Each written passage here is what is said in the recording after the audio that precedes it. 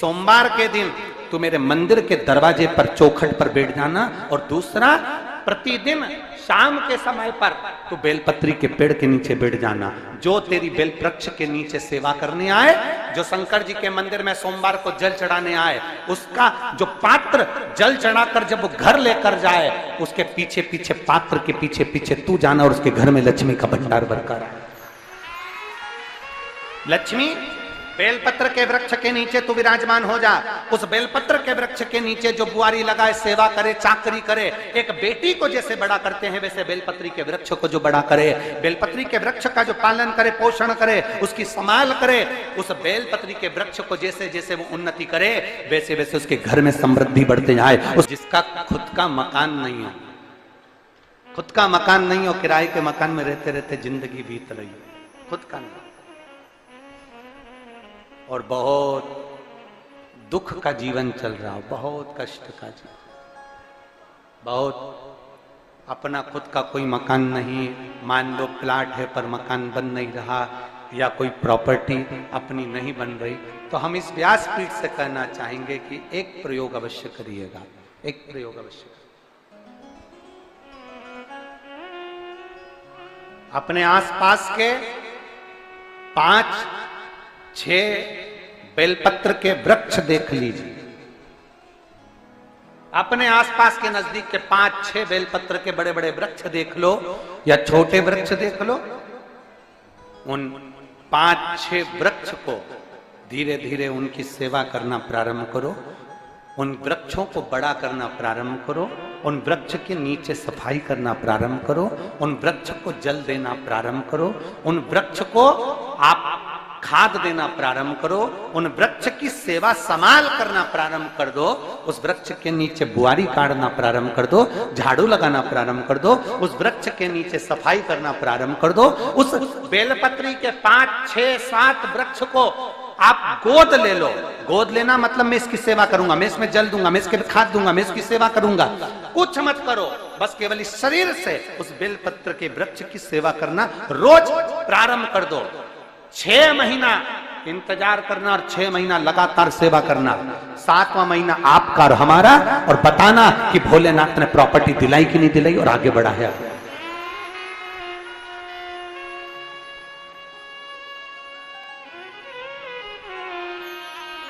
एक बेलपत्र का वृक्ष जिसके नीचे माता लक्ष्मी विराजमान होती है, एक बेलपत्र के वृक्ष के नीचे लक्ष्मी रहती है। दुनिया के लोग कहते हैं लक्ष्मी जी का दिन कौन सा है, बोलो जम के जल्दी से। शुक्रवार। दुनिया के लोग कहते हैं लक्ष्मी जी का दिन शुक्रवार है, पर माता लक्ष्मी से पूछा जाए कि तुम्हारी माता ख्याति देवी नारायण भगवान के साथ तुम्हारी शादी नहीं कर रही थी, शंकर को लक्ष्मी दे रही थी, तब तुमने भगवान शंकर से विनती करी, भोले बाबा मैं नारायण से प्रेम करती हूँ, भगवान नारायण से मेरा विवाह हो। तो माता ख्याति देवी से शंकर भगवान ने विनय कर कर कहा कि लक्ष्मी जी का विवाह नारायण के साथ कर दिया जाए। भगवान नारायण के साथ जब लक्ष्मी जी का विवाह हो गया, तब लक्ष्मी जी हाथ जोड़कर बोलती हैं, बाबा मेरा विवाह नारायण के साथ हो गया, पर मैं आपके चरणों की सेवा करना चाहती हूँ, बाबा आप कृपा करिए कि मैं क्या करूं आपके लिए। शंकर भगवान कहते हैं, लक्ष्मी बस 2 चीजें कर दे, एक सोमवार के दिन तू मेरे मंदिर के दरवाजे पर चौखट पर बैठ जाना, और दूसरा प्रतिदिन शाम के समय पर तू बेलपत्री के पेड़ के नीचे बैठ जाना। जो तेरी बेल वृक्ष के नीचे सेवा करने आए, जो शंकर जी के मंदिर में सोमवार को जल चढ़ाने आए, उसका जो पात्र जल चढ़ाकर जब वो घर लेकर जाए, उसके पीछे पीछे, पात्र के पीछे पीछे तू जाना, और उसके घर में लक्ष्मी का भंडार भरकर आए।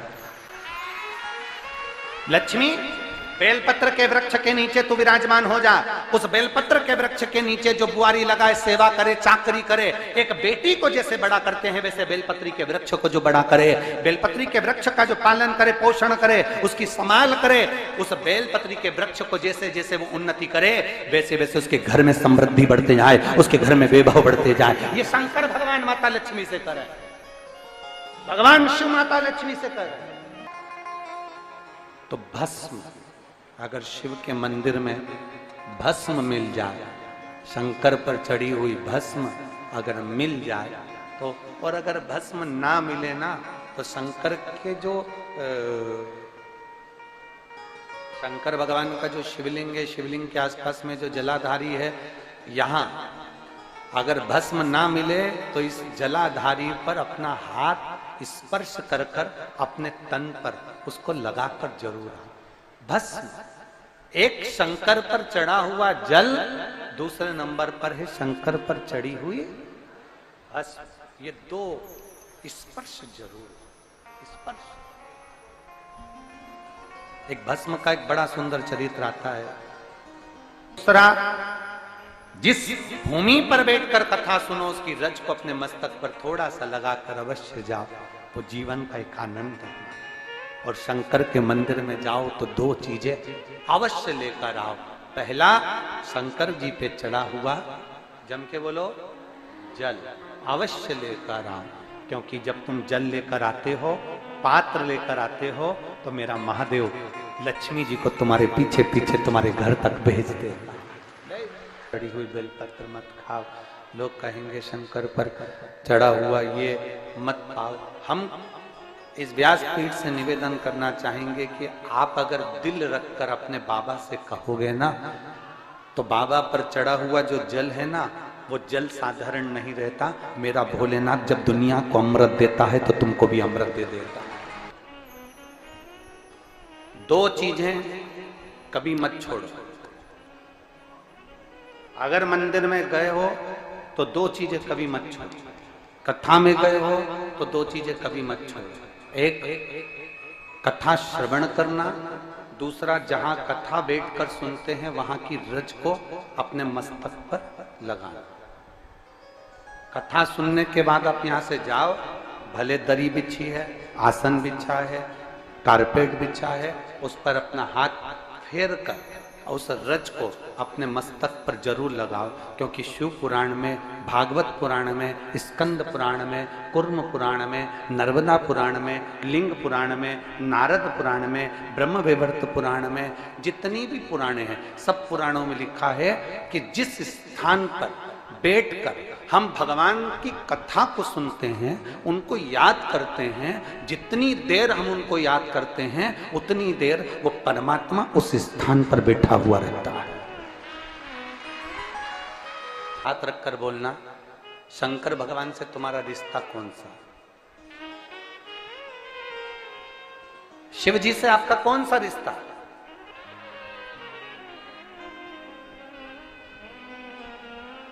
शंकर भगवान को आप क्या मानते हो? हमने आपको एक संबंध बताया था कि सीहोर कुबेरेश्वर धाम आपका मायका है, तो हम आपके भाई हैं, तो शंकर भगवान आपके पिता हैं, आपके बाप हैं, आपका बाबा है, आपका दादा है।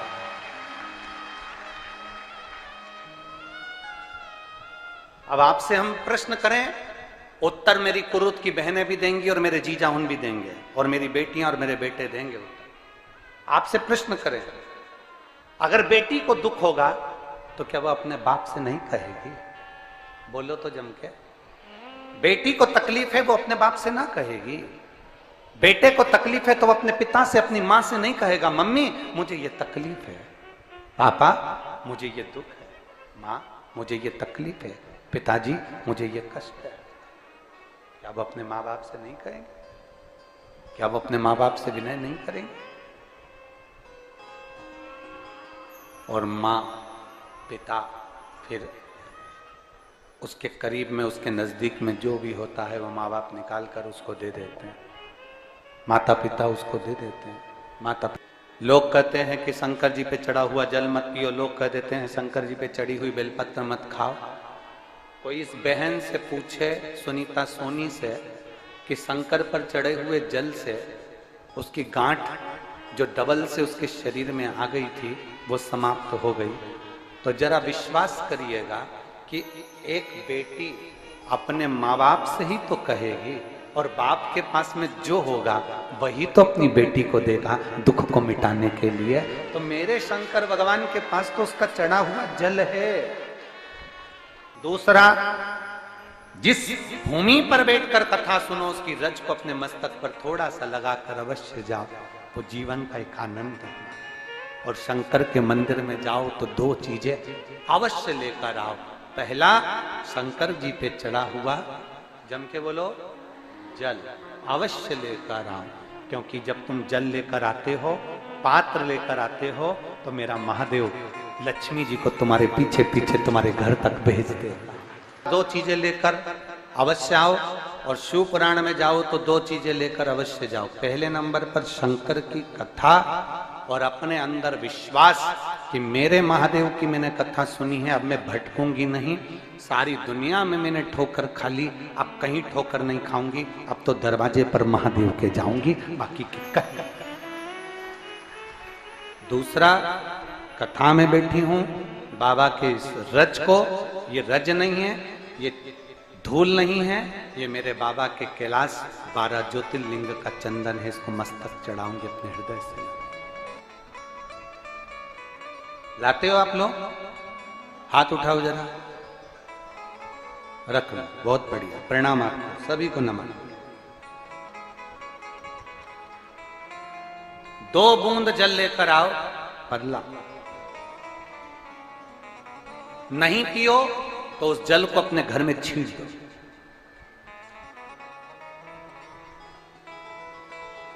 नहीं पी सकते, उस जल को छींट दो।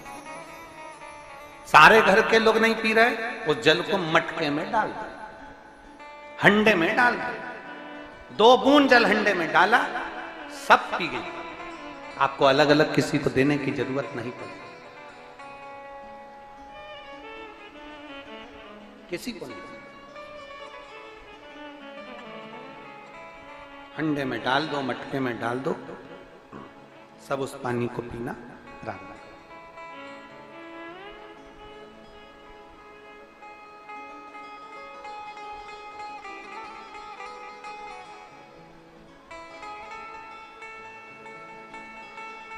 उस जल के महत्व को जो बच्चों का दर्द नहीं देख सकते,